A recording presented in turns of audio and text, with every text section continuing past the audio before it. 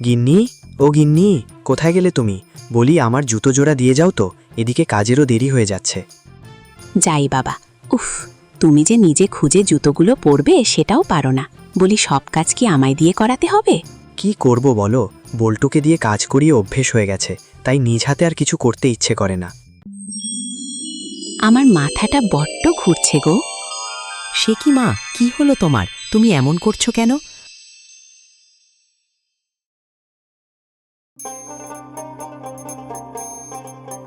এই নাও বাবা তোমার মাছের টাকা।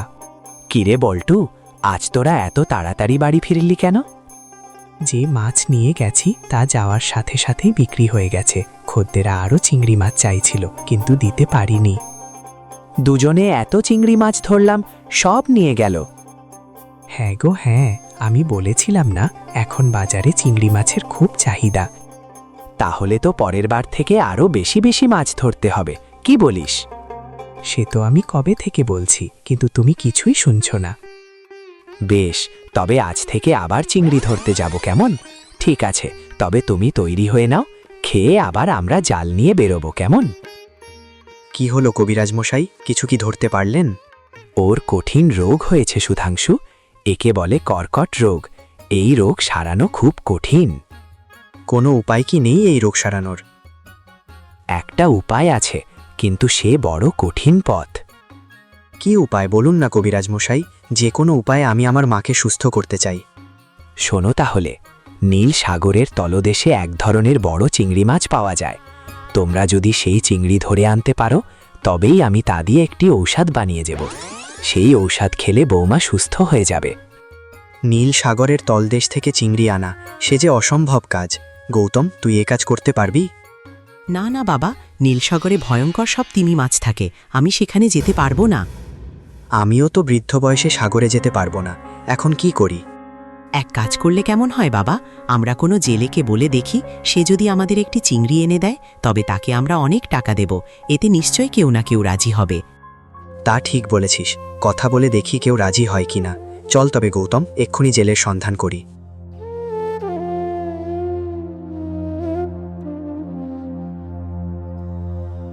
বাবু, একদম টাটকা মাছ, এ জলের দামে ছেড়ে দিচ্ছি, নেবেন নাকি? আমাদের ওসব মাছ লাগবে না, তোমার কাছে চিংড়ির খোঁজে এসেছি। এই চিংড়ি তো আছেই, এই দেখুন না কত বড় চিংড়ি মাছ, এক জোড়া কেবল 10 টাকা। ওই চিংড়ি নয়, আমাদের দরকার নীল সাগরের গভীরের চিংড়ি মাছ। তুমি তা এনে দিতে পারবে আমাদের? যদি এনে দাও তবে অনেক টাকা দেব, প্রতি চিংড়িতে 1000। পাগল হয়ে গেছো তোমরা? ওই ভয়ঙ্কর নীল সাগরে গিয়ে আমি মরব নাকি? না না বাপু, ওসব টাকার লোভ দেখিয়ে লাভ হবে না আমাকে। যাও না কাকু, তোমাদের তো মাছ ধরা অভ্যাস আছে, ইচ্ছে করলে ওসব চিংড়ি ধরতে পারবে। আমার কি মারতে চাইছো নাকি? আমি কখনো ওই ভয়ঙ্কর সাগরে যাব না। যাও যাও, এক্ষুনি আমার দোকান থেকে বিদায় হও, যাও দেখি। এখানে আর কাজ হবে না, আমরা অন্য কোথাও যাই। দেখো দেখো বাবা, বল্টু দাদাকে দেখা যাচ্ছে। আরে আরে, তাই তো, ও যে মাছ বিক্রি করছে, বেশভূষা দেখে তো মনে হচ্ছে অনেক বড়লোক হয়েছে। কি করে ও এত বড় মাছের দোকান দিল? এখন এসব ভেবে লাভ নেই, চলো চলো তাড়াতাড়ি ওর কাছে গিয়ে সাহায্য চাই। ও যদি কোনো জেলেকে দিয়ে আনিয়ে নিতে পারে। তাই চল বাবা, তাই চল।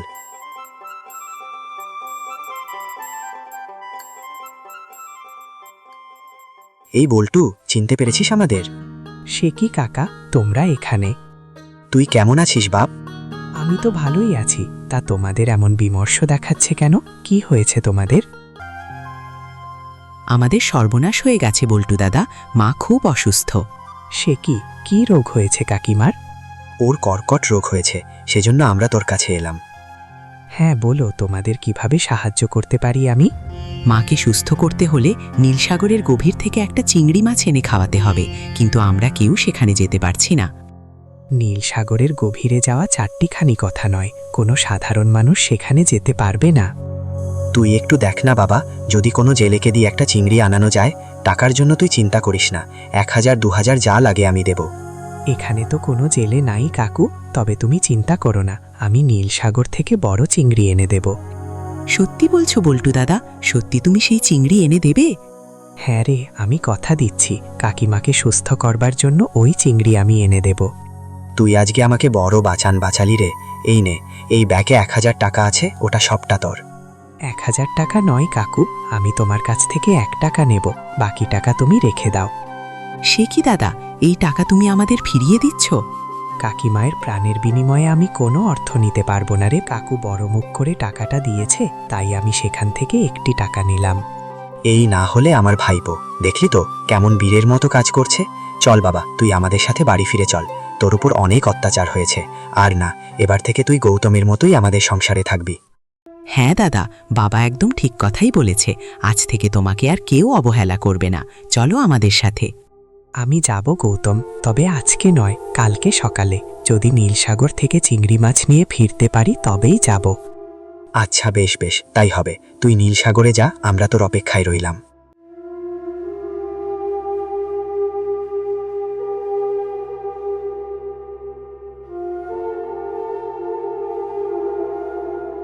কি ব্যাপার সুধাংশু, চিংড়ি তো এখনো হাতে এলো না। এদিকে সূর্য উঠে যাচ্ছে, দিনের আলো বেড়ে গেলে কিন্তু ওই চিংড়িতে আর কাজ হবে না। ও বোধহয় আসবে না। কবিরাজ মশাই হয়তো ভয় পেয়েছে। কেউ কি এমন রোগীকে বাঁচানোর জন্য জীবনের ঝুঁকি নেয়? এমন বলো না গিন্নি, কালকে বল্টুর চোখ মুখ আমি দেখেছি। ও মিথ্যে বলতে পারে না। হয়তো ওর কোনো বিপদ আপদ হয়েছে, সেজন্য আসতে পারছে না। তোমাদের কারোর কথা ঠিক হবে না বাবা, দেখবে বল্টু দাদা ঠিকই আসবে। আমার বিশ্বাস ও আসবেই। ওই তো বল্টু আসছে। দেখো দেখো গিন্নি, তোমার কাছে মাছ নিয়ে বল্টু ফিরে এসেছে। সত্যিই তো, এই যে আশ্চর্য কাণ্ড। সুধাংশু, ওই নীল সাগর থেকে ফিরে আসা খুবই কঠিন। আমি এই একজনকে দেখলাম যে বিনা বাধায় ফিরে এসেছে। বলেছিলাম না, এটা আমার ভাইপো। দেখলে তো, আজ তার উদাহরণ হাতে নাতে দিল। সত্যি, আমি নিজের চোখকে বিশ্বাস করতে পারছি না গো। বল্টু আমার জীবন বাঁচিয়েছে। আমি এতদিন ওর ওপর কতই না অত্যাচার করেছি, তারপরও ও আমার এত বড় উপকার করলো। কাকু দেখো, তোমাদের সেই বড় চিংড়ি মাছ নিয়ে এসেছি। আয় বাবা আয়, আমরা যে তোরই অপেক্ষা করছিলাম। আমি ভেবেছিলাম তুই আর আসবি না বাছা। তোকে দেখে আমার প্রাণ ফিরে এসেছে। তোমাকে আসতেই হবে। হ্যাঁ রে, আমি তো আসবই। তোদের ছেড়ে আর কোথায় যাব বল?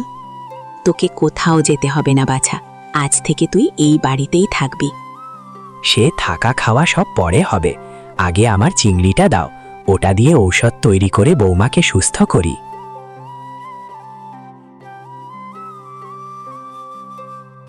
এই নিন কবিরাজ, নিন আপনার চিংড়ি।